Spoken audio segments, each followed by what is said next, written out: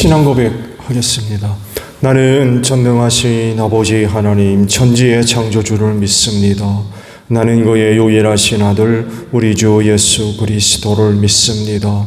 그는 성령으로 잉태되어 동정녀 마리아에게서 나시고 본디오 빌라도에게 고난을 받아 십자가에 못 박혀 죽으시고 장사된 지 사흘 만에 죽은 자 가운데서 다시 살아나셨으며 하늘에 오르시어 전능하신 아버지 하나님 우편에 앉아 계시다가 거기로부터 살아있는 자와 죽은 자를 심판하러 오십니다.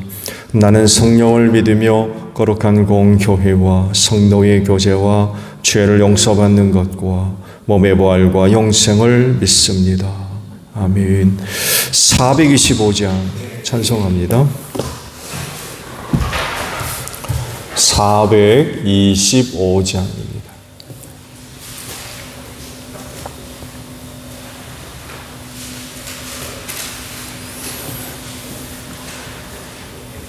주님의 뜻을 이루소서. 고요한 중에 기다리니 진흙과 같은 날 빚으사 주님의 영상 만드소서. 주님의 뜻을 이루소서. 주님 발 앞에 엎드리니 나의 맘속을 살피시사 눈보다 희게 하옵소서. 주님의 뜻을 이루소서. 병들어 몸이 피곤할 때 권능의 손을 내게 펴사 강건케 하여 주옵소서. 주님의 뜻을 이루소서. 온전히 나를 주장하사 주님과 함께 동행함을 만민이 알게 하옵소서. 아멘. 말씀을 봅니다. 사무엘하 19장 31절에서 마지막 절까지 보겠습니다. 사무엘하 19장 31절에서 마지막입니다. 그때 길르앗 사람 바르실레도 로글림에서 내려와서 왕이 요단강을 건너는 일을 도우려고 요단강가에 이르렀다. 바르실레는 아주 늙은 사람으로 나이가 80살이나 되었다. 그는 큰 부자였으므로 왕이 마하나임에 머물러 있는 동안에 왕에게 음식을 공급하였다. 왕이 바르실레에게 말하였다. 노인께서는 나와 함께 건너가시지요. 나와 같이 가시면 내가 잘 대접하겠습니다. 그러나 바르실레는 왕에게 아뢰었다. 제가 얼마나 더 오래 산다고 임금님과 함께 예루살렘으로 올라가겠습니까? 제 나이가 지금 80입니다. 제가 이 나이에 좋은 것과 나쁜 것을 어떻게 가릴 줄 알겠습니까? 이 종이 무엇을 먹고 무엇을 마신들 그 맛을 알긴 하겠습니까? 노래하는 남녀가 아름다운 노래를 부른들 제가 이 나이에 잘 알아듣긴 하겠습니까? 그러니 이 종이 높으신 임금님께 다시 짐이 되어서야 되겠습니까? 이 종은 임금님을 모시고 요단강을 건너려는 것뿐인데 어찌하여 임금님께서는 이러한 상을 저에게 베푸시려고 하십니까? 부디 이 종을 돌아가게 하셔서 고향 마을에 있는 제 아버지와 어머니의 무덤 곁에서 죽게 하여 주시기를 바랍니다. 그 대신에 이 종의 아들 김함이 여기에 있으니 그가 높으신 임금님을 따라가게 하시고 임금님께서 바라시는 대로 그에게 잘 대하여 주시기를 바랍니다. 그러자 왕이 약속하였다. 물론 내가 김함을 데리고 가겠소. 그리고 노인께서 보시기에 만족하도록 내가 그에게 잘 대하여 주겠고 또 나에게 특별히 부탁한 것은 무엇이든지 내가 다 이루어 드리겠소. 드디어 온 백성이 요단강을 건넜고 왕도 건너갔다. 왕이 바르실레에게 입을 맞추고 복을 빌어주니 바르실레가 자기의 고장으로 돌아갔다. 왕이 길갈로 건너갈 때에 김함도 왕을 따라서 건너갔다. 온 유다 백성과 이스라엘 백성의 절반이나 왕을 따라서 요단강을 건너갔다. 그런데 갑자기 온 이스라엘 사람이 왕에게 몰려와서 이렇게 말하였다. 어찌하여 우리의 형제인 유다 사람들이 우리와 의논도 없이 임금님을 몰래 빼돌려 임금님과 임금님의 가족과 다윗 왕의 모든 신하를 모시고 건넜습니까? 그러자 온 유다 사람이 이스라엘 사람에게 대답하였다. 우리가 임금님과 더 가깝기 때문이다. 너희가 이런 일로 그렇게 화를 낼 이유가 무엇이냐? 우리가 임금님께 조금이라도 얻어먹은 것이 있느냐? 임금님이 우리에게 조금이라도 주신 것이 있어서 그러는 줄 아느냐? 그러나 이스라엘 사람은 유다 사람에게 이렇게 말하였다. 우리는 임금님께 요구할 권리가 너희보다 10갑절이나 더 있다. 그런데 어찌하여 너희는 우리를 무시하느냐? 높으신 임금님을 우리에게 다시 모셔와야 되겠다고 맨 먼저 말한 사람이 바로 우리가 아니었느냐? 그래도 유다 사람의 말이 이스라엘 사람의 말보다 더 강경하였다. 아멘. 오늘은요 43절에 있는 말씀을 함께 나눕니다. 하반절에 있는 말씀이에요. 그래도 유다 사람의 말이 이스라엘 사람의 말보다 더 강경하였다라는 말씀입니다. 그리스도인의 정체를 알게 되면 그들은 어떻게 살아야 되는 사람인가를 발견할 수가 있고 또 깨달을 수가 있겠죠. 여러 가지로 그들의 정체를 두고 이야기하는 것 중에 대표적인 것 중에 하나가 주의 일꾼들, 주님의 일꾼들, 주께서 쓰시고자 부르신 사람들로 이야기가 될 수 있죠. 그러면 이들은 어떻게 사는 사람들입니까?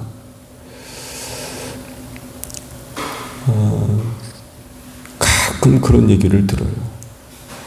신앙을 수단으로 삼아서 자기 이 진리를 챙기려 하는 그런 사람들이 있다고 그런 그 얘기들이 있습니다.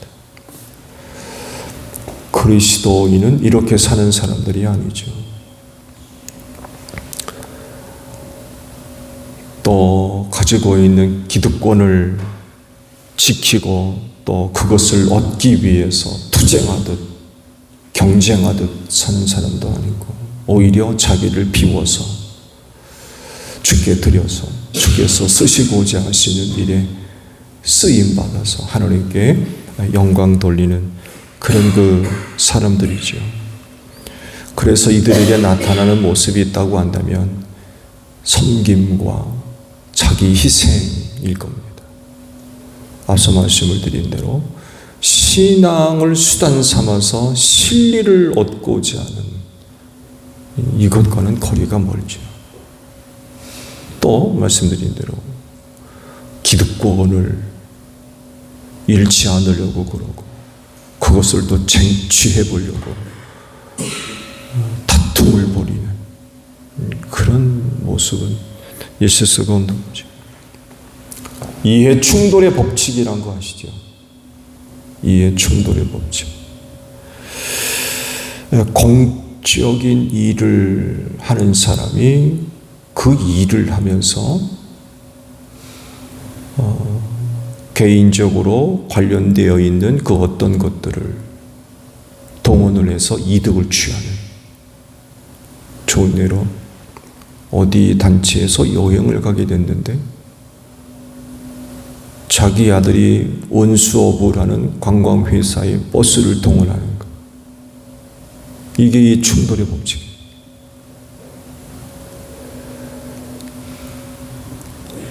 공적인 어떤 자리에 있음으로 말미암아 그것을 이용해서 이득을 취하는,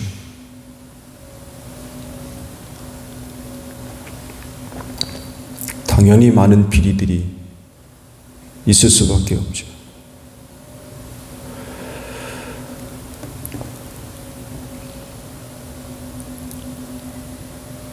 오늘 주신 말씀의 내용들이 바로 이걸 이야기를 하고 있어요. 압살롬의 반역 사건은 굉장히 큰 후폭풍을 지금 가족 후유증을 낳고 있죠. 많은 사람들이 전쟁터에서 목숨을 잃은 것만이 아니었습니다. 이것보다도 더 심각한 것은 분열이고 반목이었어요. 다윗 왕을 지지하는 사람과 압살롬을 지지하는 사람 사이에 갈등과 반목, 더 나아가서 사울 왕 시대까지 올라갑니다. 반목이. 그러니 그 나라가 어떻게 되겠어요? 솔로몬 사후 이스라엘이 남북으로 갈라지게 되었는데 이미 그 징조가 다윗 시대에서부터 나타났다는 것을 발견하게 됩니다. 그 시대에는 이런 그 반목이 수면 아래로 내려가 있어서 그렇게 크게 드러나진 않지만 솔로몬 사후에는 이게 본격적으로 수면 위로 드러나서 심각한 갈등을 초래하게 되고 결국에는 나라가 쪼개지는 이런 그 결과를 초래하고 둘 사이의 오랜 기간 동안의 반목과 갈등은 결국 이스라엘의 국력을 소진하는 그런 그 결과들을 초래하게 돼서 이방 세력을 막을 수가 없는 거죠. 다윗이 다시금 다윗성으로 돌아오는 일을 두고 압살롬 편을 들었던 이스라엘과 다윗 편에 섰던 유다 사이에 갈등이 벌어졌어요.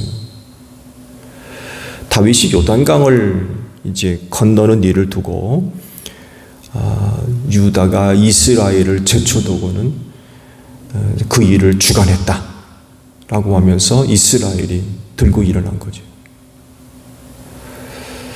이게 무슨 말입니까? 성경은 다윗이 요단강을 건너는 이 일을 두고 누가 그 일을 주관할 거냐를 두고 다툼이 벌어졌다고 하지만 이 일은 결국 이야기하는 게 그거예요. 기득권 싸움입니다. 기득권 싸움.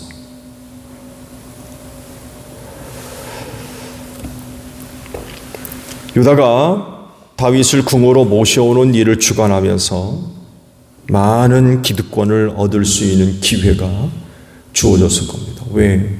다윗 주변에 있으니까. 그를 지켜주고 보호해주고 돕고 하다 보니까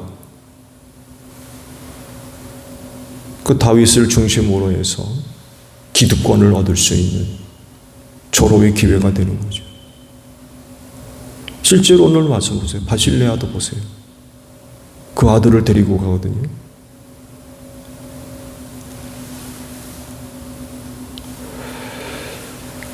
나중에는 다윗이 죽으면서 유언을 남기죠. 솔로몬에게. 바실레아의 아들들을 잘 대접해라. 그러면서 식탁에서 너와 함께 식사를 함께 할 수 있도록 해라. 새로운 기득권의 출현입니다. 이런 기득권들이 발생하게 되면 당연히 진리가 그런 사람들 쪽으로 흘러갈 수밖에 없어요. 이것을 이스라엘 사람들이 보고는 반기를 들고 일어난 거죠. 아니 어떻게 그런 일들을 우리를 제껴두고 니들만 하냐. 그러니까 다르게 표현하면 야, 너 이것도 기득권을 다 가지려고 그래? 이런 얘기예요. 거기에서 왜 우리를 제껴두려고 그러냐? 왜 니들이 모든 걸 다 가져가려고 그러냐? 이런 얘기입니다. 결국 그 일에 이스라엘이 누락 빠진 거죠. 참여하지 못하게 됨으로 인하여서 기득권을 잃어버리게 된 것이고 이렇게 되면 실제적인 유익을 얻을 수가 없는 거죠. 팔은 안으로 굽는다고. 기득권을 얻은 세력들이 그걸 쉽게 내놓겠습니까? 안 내놓는 거죠. 그 일을 두고 이스라엘이 항의를 하죠. 야, 다윗 왕을 다시금 불러와야 되겠다고 먼저 이야기한 게 우리가 아니냐. 근데 어떻게 우리를 그 일에서 빼놓을 수 있느냐. 유다는 그러죠. 우리가 다윗과 혈육이다.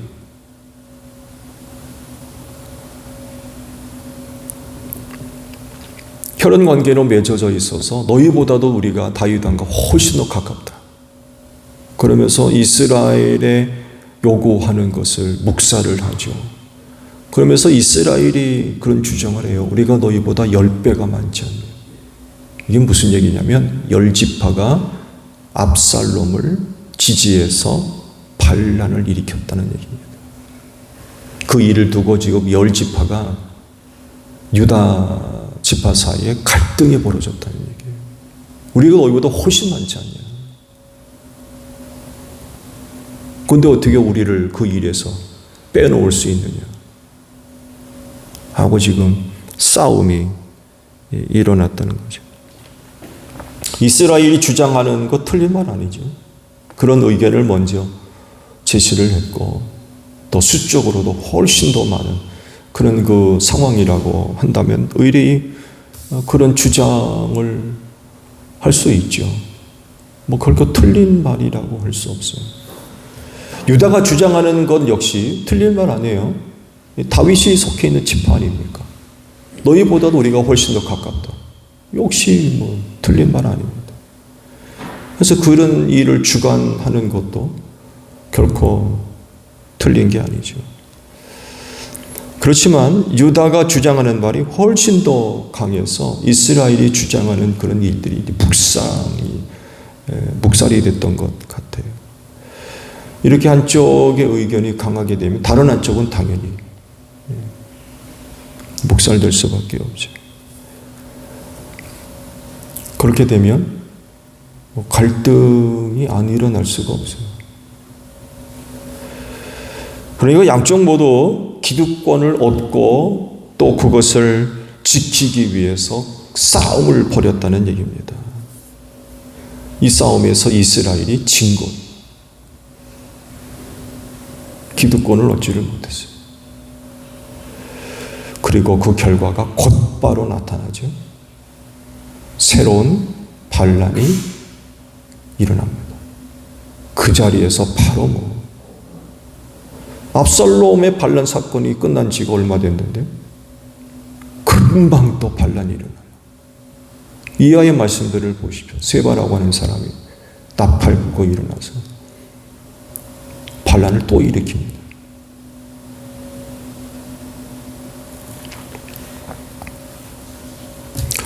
기득권이라고 하는 말은 세상에서나 있을 법한 그런 그 말입니다. 왜냐하면 개인적 실리를 얻는 데 있어서 아주 중요한 역할을 하기 때문에 그래요. 그래서 기득권을 갖고 있는 측은 그거를 잃어버리거나 빼앗기지 않기 위해서 또 기득권이 없는 사람들은 그것들도 얻기 위해서 발버둥을 칩니다. 그러다 보니까 둘 사이에 많은 그런 그 갈등이 일어날 수밖에 없어요. 근데 이 기득권을 얻는다, 기득권을 얻기 위해서 그것을 잃지 않기 위해서 모습을 보여주는 그런 그 모습들, 이런 것들은 결국 주님이 그들의 주인이 아니라는 얘기예요. 누가 주인이라는 얘기입니까? 그건 내가 주인이 되겠다는 얘기예요.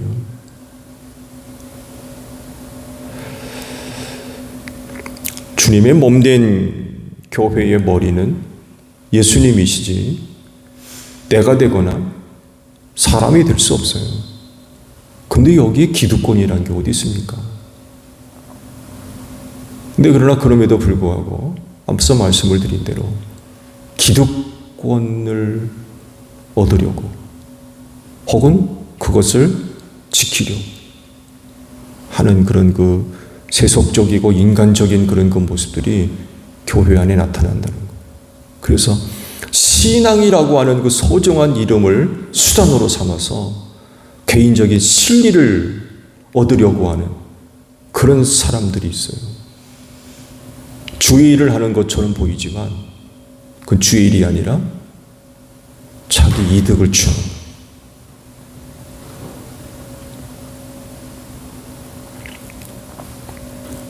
이건 예수님이 주인이 아니죠. 그건 사람이 주인입니다.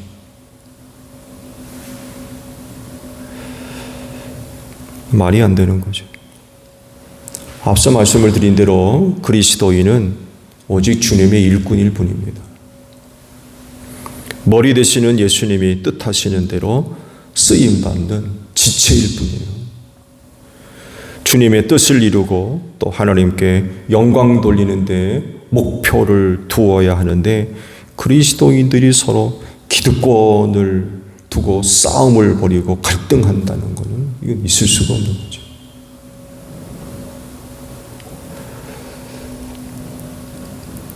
개인적인 욕심들 다 내려놔야 됩니다. 예수님과 같이 자기를 비워야 돼요. 그래서 오직 하나님의 영광만이 드러나고 하나님의 뜻을 이루어야지 기득권이라는 게 어디 있습니까?